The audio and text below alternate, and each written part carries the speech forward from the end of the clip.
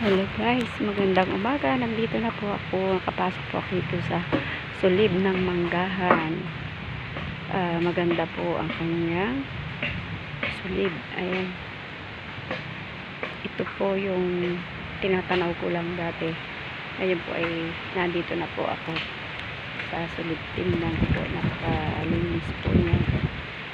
Mga dahon-dahon lang ang nasa ilalim. Ayan, kasi po itong mga puno na to pinapaputol na ng may-ari. Kasi pagtatayuan po siguro ito ng mga housing project, yung ganun. Ayan. Kaya siya po pinuputol po namin. Ayan po. Ayan ang aking asawa. Aayos ng aming power set. Kasi nilamig, ayaw umandar. Ayan. Kami po ang nagtatanggal ng mga puno. Yan po ang kahit maulan, tuloy lang ang trabaho. Wag lang magkakasakit. Ayan guys.